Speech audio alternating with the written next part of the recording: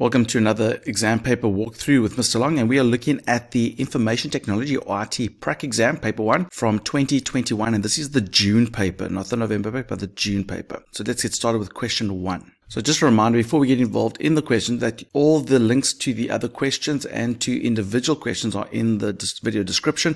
If you go to YouTube, the description over there, you can see all the details as well as a link to the data files. I would strongly recommend that you first download the data files, have a go at the questions and see how well you do, see what you understand, what you can do, and then come back to the videos and watch the videos to see the questions that you struggled with. That's probably the best way to go forward. But let's get stuck with question 1. Question 1 is normally a general programming skills, normally some basic grade 10, maybe a bit of grade 11 work. So let's have a look at that. So we've got this question. I've already opened up the data files here in Delphi. So there's the data files. And as you can see, there are 4 little buttons, which you're probably going to code for. So let's go have a look at question 1.1. The length of a loaf of bread is 242 millimeters, and the user is required to select a number of slices of bread required using a spin edit, and then calculate the thickness of the slices. So if we want 10 slices, then we've got to get 10 slices out of that 242. So they're breaking down step by step for us. So they just declare appropriate variables. When they do this, it would be advisable to follow the steps that they are asking for. So declare appropriate variables. I think the word appropriate is they want to see what type of variables we are declaring, of the appropriate correct data type for the number of slices and the thickness of the slices as well. The number of slices, you want 10 slices or 3 slices. You don't want 2.4 slices. So I think that's going to be an integer. And then the thickness, well, we're going to take that value and divide it into 242. So when we divide, we don't know if it's going to be an exact whole round number. So then I would probably make that a real. So let's go and do that quickly. So on this button, let's double click on it. So here's the code. I'm going to come over here and declare a real variable for the number of slices, which I'll make of type integer. And then I'm going to make a real for the thickness, which will be of type real.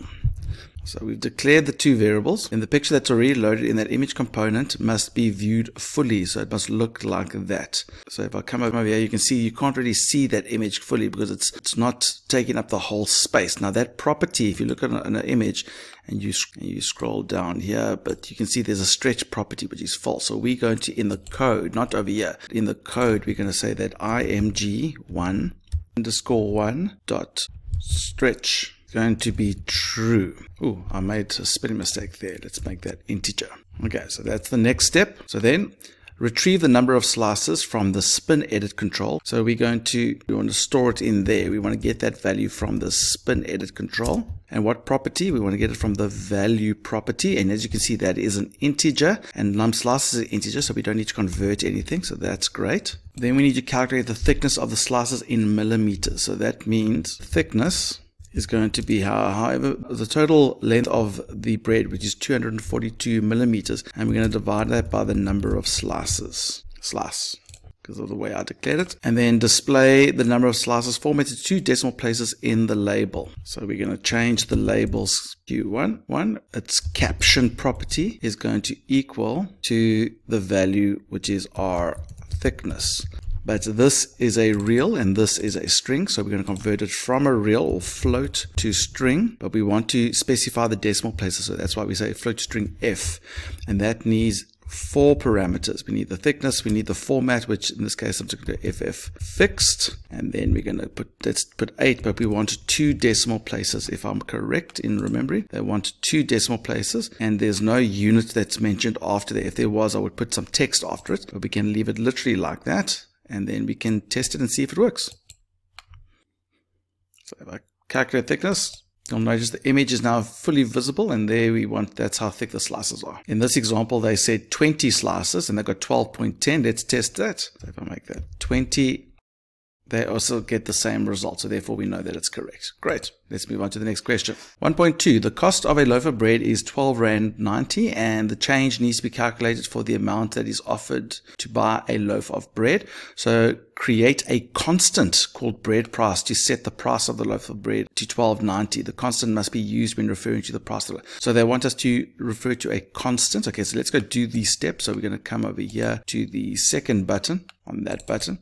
So they want us to create a constant. So I'm going to come over here and type in const, and there you can see it goes blue. So it's a predefined word in Delphi, and we can call it, they wanted to call it bread underscore price, if I'm correct. And they wanted to equal 1290 straight away. So that's how you declare constant. You can do it with your variables. You can even do it globally at the top over here. So you can also declare constants over there, but I'm going to declare it over there. So, and then we can declare our variables. Yeah, so we can use this just as a predefined word in Delphi now. Technically, it's always going to be 1290. And then if we ever make a change to the bread price, we just have to change it in one place.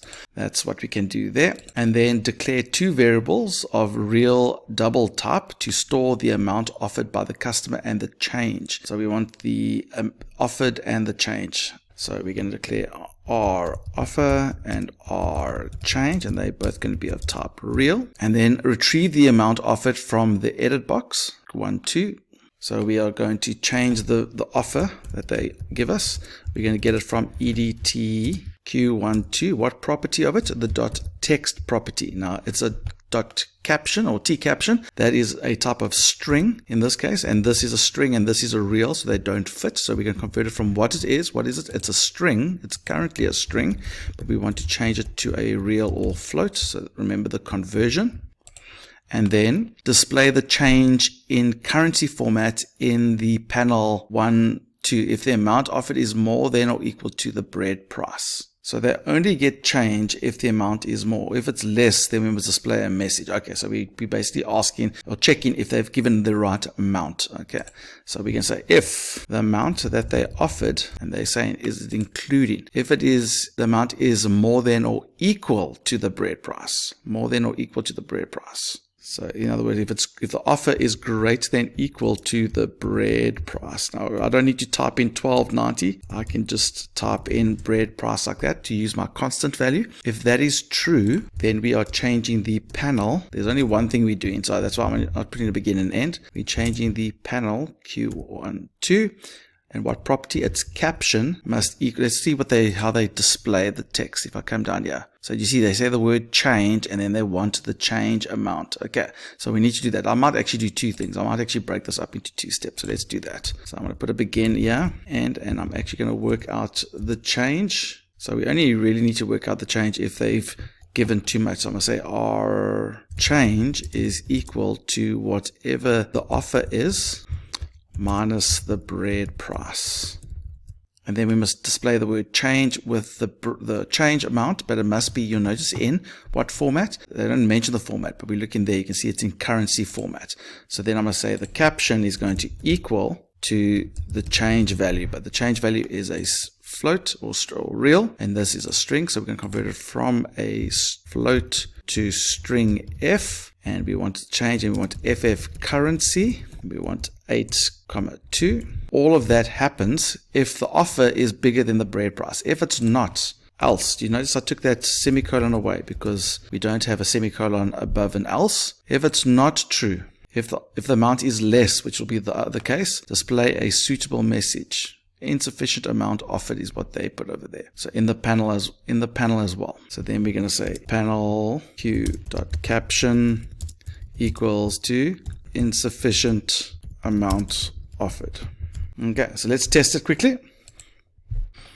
So let's click on an amount. We know that the bread's 12 Rand 90. So if I give 15 Rand and click on the button, then we'll get 2 Rand 10. That's correct. And if I give 10 Rand, that's not enough money. Insufficient amount offered. There we go. Okay, so there we go. That one's working. Let's move on to the next question.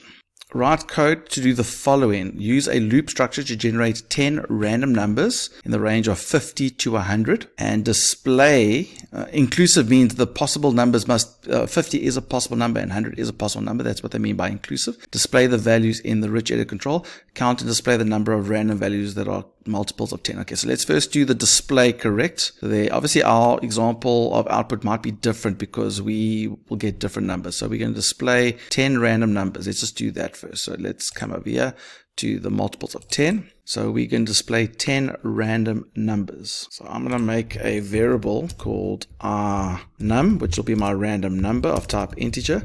And I'm probably going to need a looping variable. So I'm going to make an r variable for my looping variable. So I'm going to loop from 1 till 10 because they want 10 random numbers. So I'm going to say 1 to 10. And we're going to do a few things. So I'm going to put a begin and end there. That's the end of my for loop.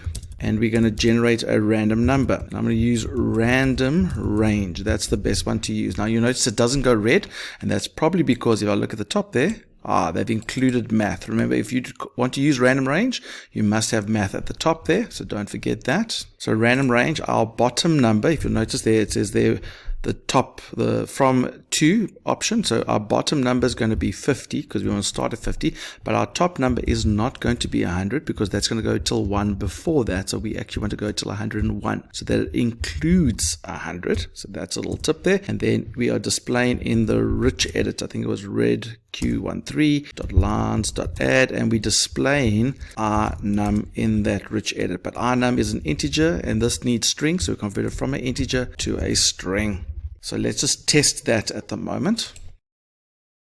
So there we go. We've got 10 random numbers. There we go. That's very nice. 50 is included, which is a good option. There we go. Now, what else do they want? Count and display the number of random values that are multiples of 10. So when I come over here, you see the number of multiples of 10 equals 3. So we've got to count and display.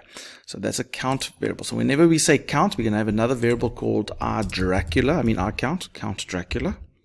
And you always initialize your counts, give it a starting value. And then over here, once we've generated the random number and displayed it, I need to check if this random number is a multiple of 10. Now, how do I do that? Well, a multiple of 10 means I can divide it by 10. Now, you might think divide by 10, but if I can divide any number by 10. I can divide 63 by 10. That doesn't mean it's a multiple. But when we divide it, we want to know that there's no remainder. 60 divided by 10, there's not going to be any remainder. Now, what function tells me the remainder? If you guessed mod, that is correct. So if I say rnum mod 10, how many times, what's the remainder after I take all the 10s out of rnum? And if that answer is 0, then I have a multiple. So take out all the 10s out of rnum. If I've got 63, take out all the 10s. I would have take out 6 10s. I'll be left with 3. So that isn't equal to 0. But if it was 60 and I took out all the 10s, there wouldn't be anything. If that is true, then we want to increase our count. We want to say, hey, we found one. Increase our count. We found one of the multiples. Let's count it. Let's increase it. Now I can only display that answer once I've done all 10 numbers. And you'll notice here in the answer, you see it's at the bottom. Once all the numbers are done, number of multiples of 10, and then we have that value. So over here after the loop, I'm going to say the red q.lines.add. They add a little bit of a gap first. So it's always good to put in a little bit of a gap. You could use a #13 if you wanted to. And then I'm going to say number of multiples of 10, and then I'm going to put this on new line so you can see it, and then I'm going to say plus the rcount variable. But the rcount is an integer. This is a string, was converted from an int to a string so that we can display it correctly. Let's test it. Click on multiples of 10. There we can see there's a 50, there's a 70, 190. So there are 4 of them there. I should probably put a little space between them, but there we go. So that looks like it's spot on. I'm just going to put a little space there, and then that should be perfect. Okay, so those are easy questions so far. I think the next one might be a bit more challenging. So let's go look at the next question. 2 variables, sparagraph and security code, have been declared in the code. Paragraph of text which contains the security code has been assigned to the variable sparagraph, and the rules need to be followed to extract specific characters from the text in the paragraph to compile a security code, which must be saved in the provided variable security code.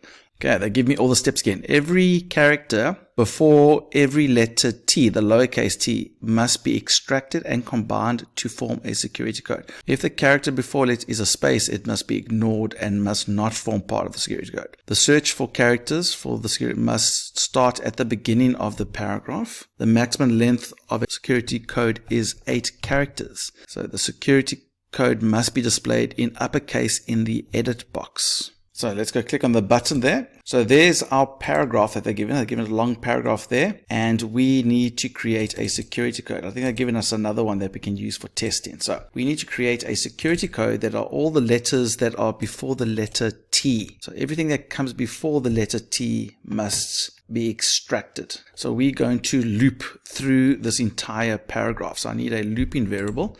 So I'm going to make an integer variable. Let's call it R for my loop.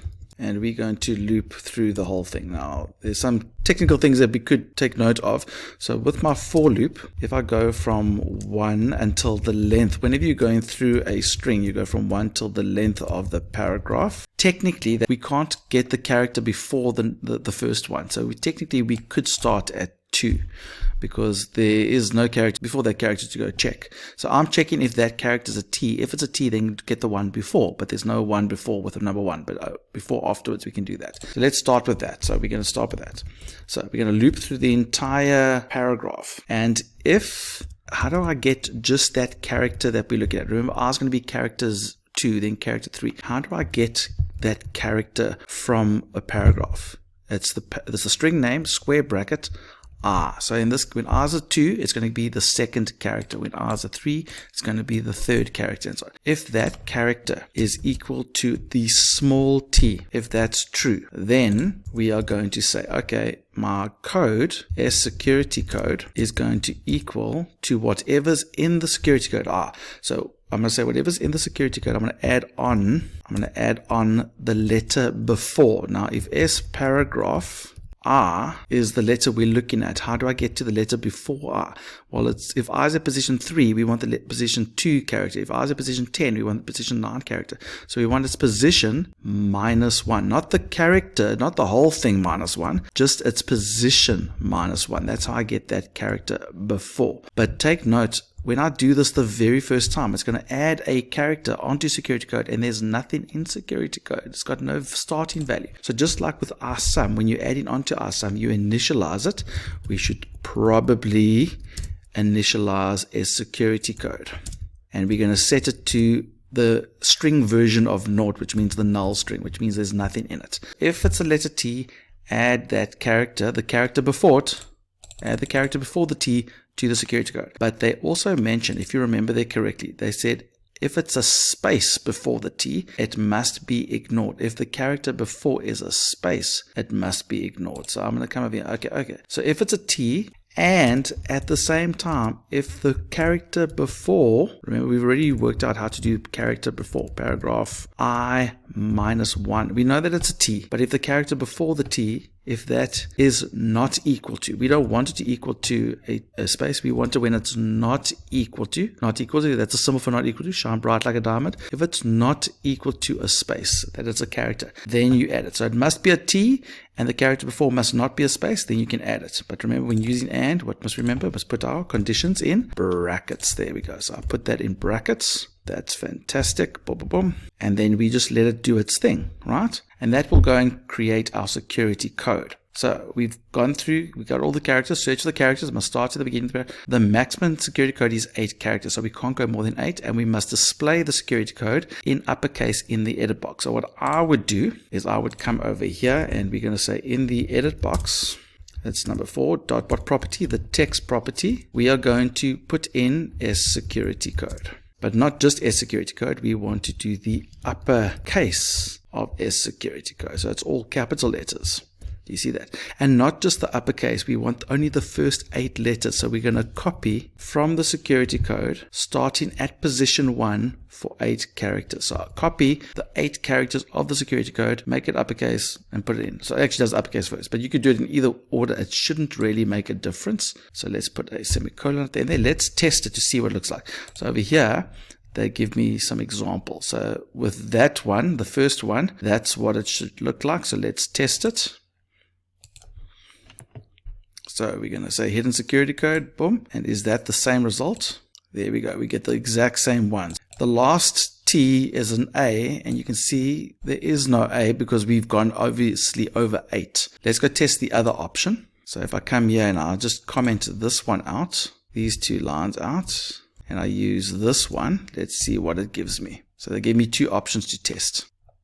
So with the other value, my grade 12, if I click hidden code, do we get the same results? There we go. You can see that they are the same results. Fantastic. Now there we go. That's good. Now in the memo, they do it slightly differently. They do it slightly. I think this is fine. I think this will get you all the marks. But other things that they do in the memo, just so you know, they check if the length of your security code is less than 8, and then they only add the security code. That is another way of doing this. Another nice way is they actually, to make it more efficient, once you found your 8th character, you actually want to stop looking. So what they use is, instead of using a for loop, they use a while loop. So I'll show you the little trick over here that they use. Show you the following. So what they do is they have their looping variable, which they set to 0, and then they do a while loop. So they loop through paragraph string while we are less than the length of S paragraph. We're basically converting that for loop into a while loop. So a for loop basically starts at a value. In this case, we start at 0, and we increase it every single time we do the loop, and then we stop when we get to the